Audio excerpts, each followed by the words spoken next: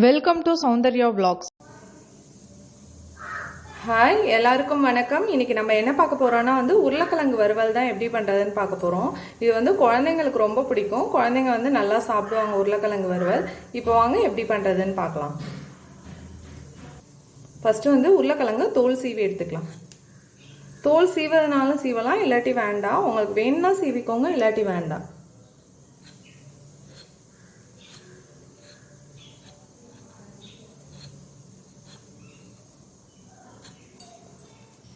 இப்போ தோல் சீவி நல்லா கழுவி எடுத்துட்டு வந்துட்டேன். இப்போ கட் பண்ணிக்கலாம். இது உங்களுக்கு என்ன சைஸ் தேவையோ கட் பண்ணிக்கோங்க. நான் இந்த மாதிரி கட் பண்ணிக்கிறேன்.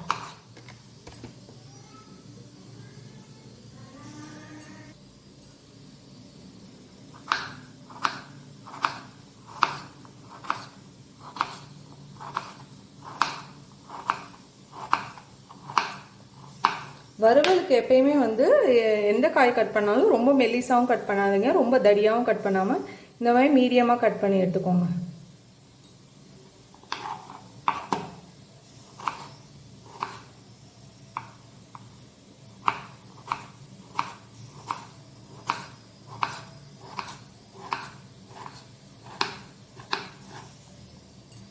இப்போ எல்லா உருளைக்கிழங்கும் நல்லா கட் பண்ணி எடுத்தாச்சு. இப்போ வாங்க எப்படி பண்ணுறதுன்னு பார்க்கலாம். இப்போ ஸ்டவ் ஆன் பண்ணி பாத்திரம் வச்சுக்கலாம். இப்போ பாத்திரம் நல்லா ஹீட் ஆகிட்டு எண்ணெய் சேர்த்துக்கலாம். எண்ணெய் எப்பயுமே நான் சொல்லியிருக்கேன், வறுவலுக்கு கொஞ்சம் கூட சேர்க்கணும். எப்பயுமே பொரியலுக்கு சேர்க்கறத விட கொஞ்சம் கூட எண்ணெய் தான் சேர்த்துக்கணும். இப்போ எண்ணெய் நல்லா ஹீட் ஆகிட்டு அதில் நம்ம கட் பண்ணி வச்சுக்க உருளைக்கிழங்கு சேர்த்துக்கலாம்.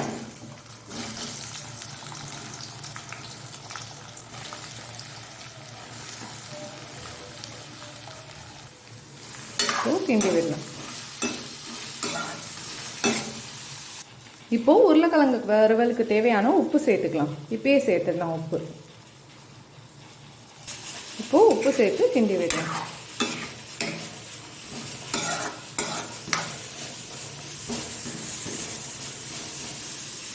இப்போ இது சிம்மிலேயே நல்லா வேகட்டும். சிம்மிலேயே வச்சுக்கோங்க. எந்த வறுவல் பண்ணாலும் ஸ்டவ் சிம்மிலேயே வச்சுக்கோங்க. இப்போ மூடியெல்லாம் வைக்க வேண்டாம் வறுவல் பண்ணும்போது, ஏன்னா அப்போ தான் கொஞ்சம் கிறிஸ்பியாகவும் நல்லா சாஃப்டாகவும் வரும். இப்போது இது நல்லா வேகட்டும். இப்போது ஒரு 5 நிமிஷம் ஆயிருக்கு, கிண்டி விடலாம். இது மாதிரி உருளைக்கிழங்கு இப்படி தான் ஒட்டிக்கும், அதனால தான் இந்த மாதிரி எடுத்து விடணும். இப்போ வர உருளைக்கிழங்கே கொஞ்சம் ஒரு மாதிரி தான் இருக்குது, அதனால் எல்லா உருளைக்கிழங்கும் ஒட்ட தான் செய்யுது. ஒரு சில உருளைக்கிழங்கு நல்லா ஹார்டாக இருக்குது, ஒரு சில உருளைக்கிழங்கு நல்லா கொல கொழன்னு இருக்க மாதிரி இருக்குது. உடைய தான் செய்யும் உருளைக்கிழங்கு. இந்த மாதிரி பொறுமையாக எடுத்து விடுங்க, அப்போ தான் கொஞ்சம் உடையாமல் வரும்.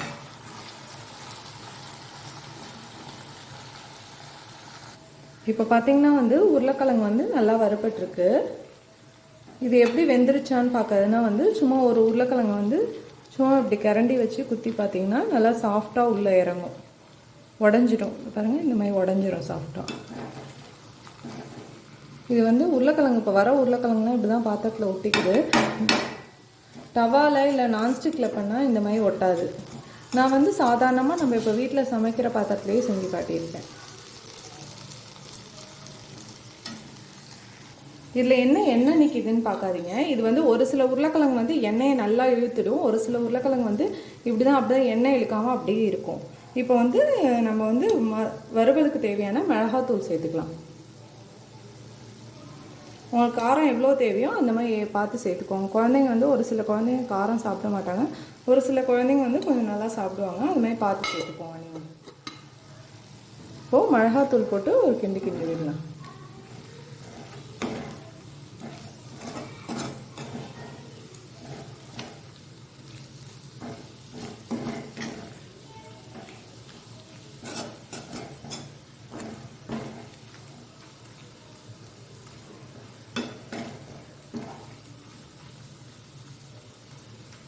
இப்போ மிளகாத்தூள் போட்டு ஒரு 2 நிமிஷம் இருக்கட்டும்.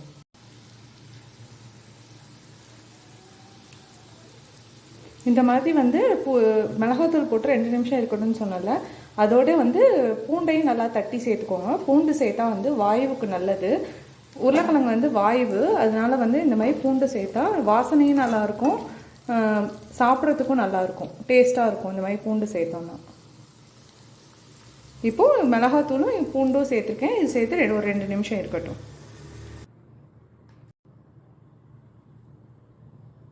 இப்போது உருளைக்கிழங்கு நல்லா எண்ணெயெல்லாம் வடிஞ்சிருச்சு பாருங்கள், நடுவில் இருக்குது பாருங்கள், உங்களுக்கு பார்க்கும்போதே தெரியும்.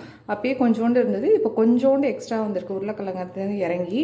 இப்போ வந்து இதை அப்படியே வந்து நம்ம தனியாக ஒரு கிண்ணத்துக்கோ இல்லாட்டி நீங்கள் சர்வ் பண்ணுற பவுலுக்கோ மாற்றிக்கோங்க.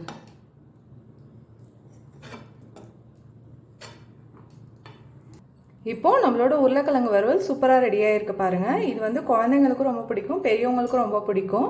இது வந்து எந்த சாதத்துக்கு வேணாலும் சாப்பிடலாம். சாம்பார் சாதம், பருப்பு சாதம், தயிர் சாதம், எல்லா சாதத்துக்குமே சாப்பிட்டாலும் சூப்பராக இருக்கும். நான் டேஸ்ட் பண்ணி பார்த்தேன், அவ்வளோ சூப்பராக இருக்குது, அவ்வளோ சாஃப்டாகவும் இருக்குது பாருங்கள். அவ்வளோ சாஃப்டாக வருது, சும்மா கை வச்சு இது பண்ணோன்னே பாருங்கள், கை வச்சு இது பண்ணோன்னே அவ்வளோ சாஃப்டாக பஞ்சு மாதிரி வருது. இதை நீங்களும் வீட்டில் ட்ரை பண்ணி பார்த்துட்டு எப்படி இருக்குன்னு கமெண்ட் பண்ணுங்கள். தேங்க்யூ.